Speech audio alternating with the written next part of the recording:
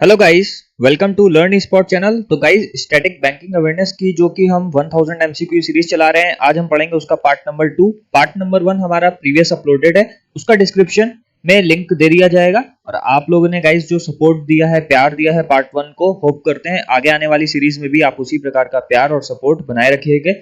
अगर आपको ये सारी वीडियोस अच्छी लगती हैं तो प्लीज ज्यादा से ज्यादा लोगों को शेयर करिए इन वीडियोस को, as more number of people will be benefited for these videos. ठीक है, तो आइए आज का हम अपना बैंकिंग अवेयरनेस वाला वीडियो स्टार्ट करते हैं। तो पहला जो क्वेश्चन है गाइस हमारे पास है वो है economic planning comes under which of the following list. तो इकोनॉमिक प्लानिंग जो है वो किस लिस्ट के अंतर्गत आता है? तो देखिए, तीन प्रकार की लिस्ट होती है, यूनियन लिस्ट, स्टेट लिस्ट और कॉन्करेंट लिस्ट। यूनियन लिस्ट मतलब होती है वो सारी जो चीजें जो सेंट्रल गवर्नमेंट के अधीन आती हैं। स्टेट लिस्ट में वो सारी चीजें जो राज्य सरकारों के अधीन आती हैं। और कॉन्करेंट लिस्ट होती है जिसमें दोनों चीजें जो कॉन्करेंट लिस्ट में आती है, यानी उसके अंदर केंद्र सरकार का भी अधिकार होता है और राज्य सरकार का भी अधिकार होता है। तो इकोनॉमिक प्लानिंग जो होता है वो कॉन्करेंट लिस्ट का आपका पार्ट है, यानी यहाँ पर राज्य सरकारें भी इसके ऊपर निर्णय ले सकती हैं और एज वेल एज केंद्र सरकार यानी सेंट्रल गवर्नमेंट भी निर्णय ले सकती है।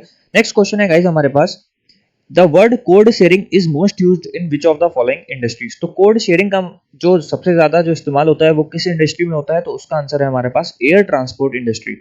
नेक्स्ट क्वेश्चन है guys, what is bank rate. तो देखिए, बैंक रेट को आप बहुत आसान भाषा में समझ लीजिए। बैंक रेट एक प्रकार का लॉन्ग टर्म फंड होता है। ठीक है, rate at which commercial bank borrow long term fund from the central bank. मान लीजिए ये है कैनरा बैंक और इसको 1000 करोड़ रुपए की जरूरत पड़ गई है। ठीक है, लेकिन अभी ये क्या चाहता है, लंबे समय के लिए चाहता है, क्योंकि इसके पास किसी भी प्रकार का फंड नहीं है जो आरबीआई को ये लौटा सके। तो ये लॉन्ग टर्म के लिए लोन लेगा किससे? आरबीआई से। तो इस जिस भी परसेंटेज पे ये लोन लेगा, मान लीजिए आरबीआई कहता है कि हम 10% आपसे ब्याज लेंगे, ठीक है, हर साल का, तो उसको ही बोलेंगे हम लोग बैंक रेट। यानी 10% क्या हो गया? बैंक रेट हो गया, आरबीआई के द्वारा निर्धारित। ठीक है, नेक्स्ट क्वेश्चन है गाइस हमारे पास, बहुत इंपॉर्टेंट क्वेश्चन है, हर बार पेपर में पूछा जाता है किसी ना किसी।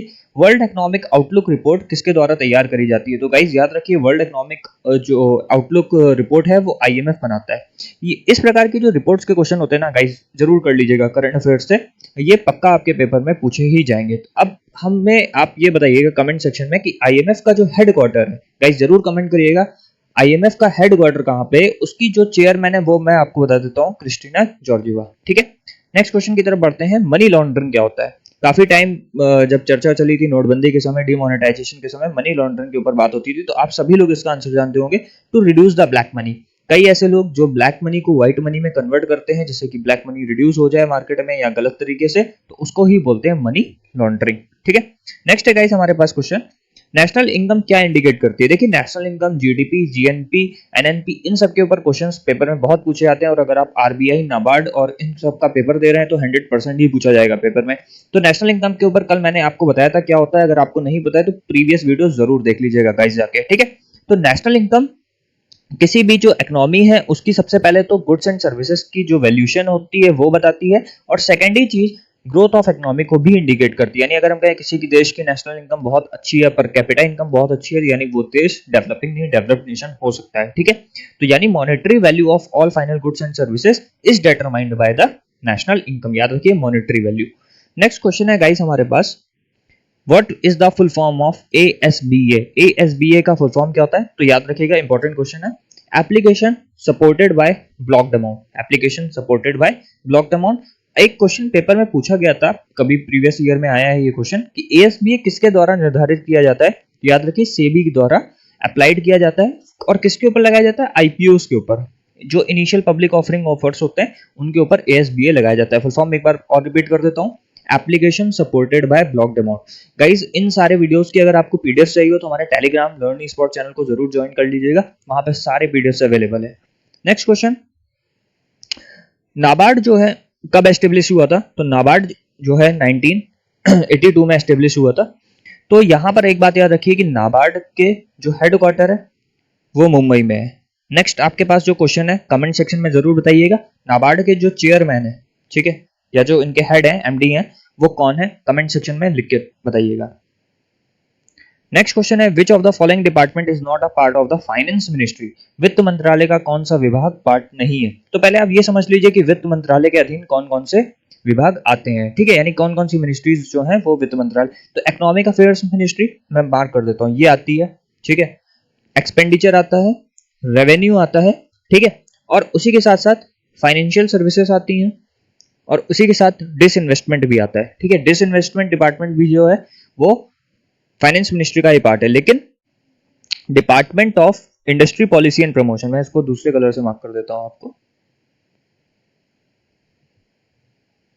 ये वाला department of industry policy and promotion, ये आपका जो है वो फाइनेंस मिनिस्ट्री में नहीं आता है, याद रखिएगा, इंपॉर्टेंट क्वेश्चन।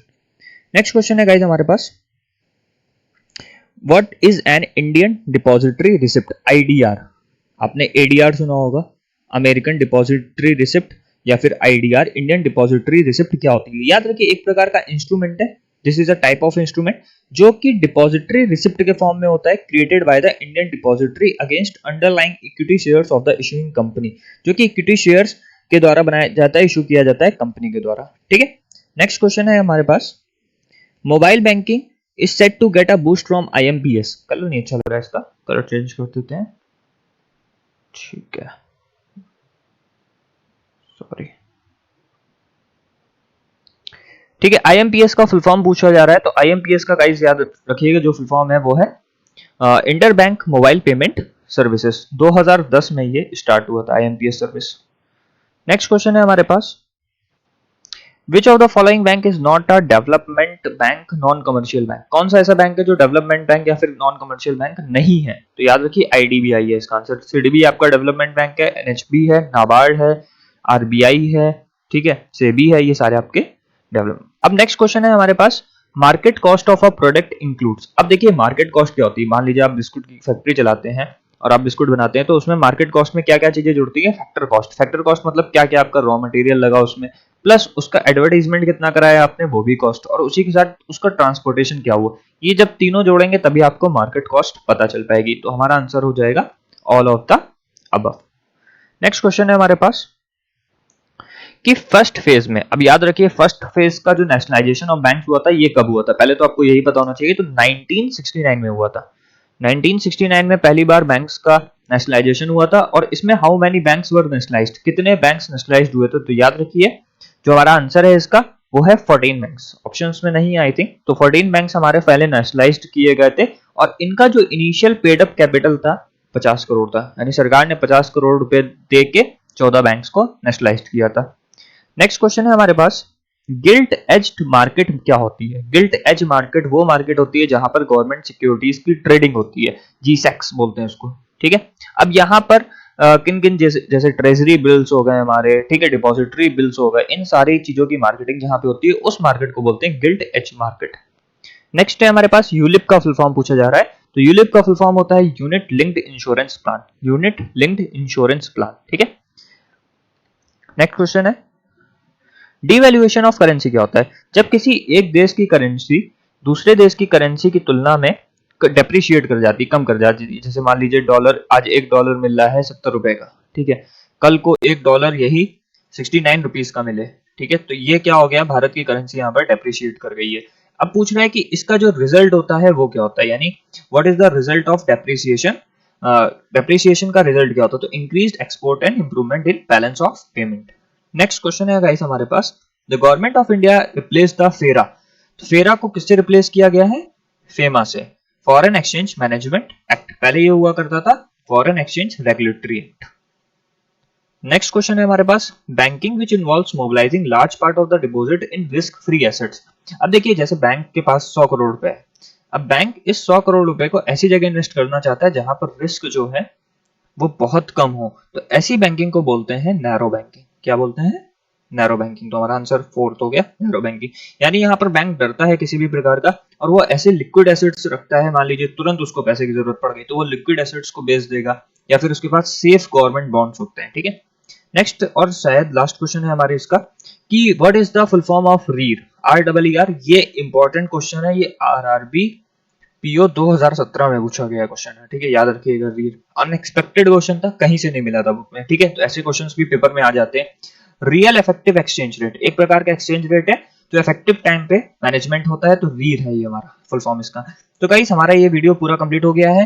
कल भी हमने फर्स्ट पार्ट करा था, 20 क्वेश्चन और 21 क्वेश्चन उसमें किए थे, आज 20-21 क्वेश्चन किए हैं, लमसम हमारे 40 क्वेश्चन हो चुके हैं। 1000 MCQ सीरीज है पूरी, बहुत सारे पार्ट्स आएंगे, देखते रहिए। इनके सारे पीडीएफ हमारे टेलीग्राम चैनल पर लर्निंग स्पॉट पर अवेलेबल है। तो ज्वाइन कर लीजिए उस चैनल को जरूर, दैट इज मोस्ट इंपॉर्टेंट। और अगर वीडियो अच्छा लग रहा है तो प्लीज ज्यादा से ज्यादा शेयर करिए। Your maximum share will boost our confidence और आपको भी एग्जाम में अच्छी सफलता मिलेगी। तो thank you for watching this video. God bless you. Bye.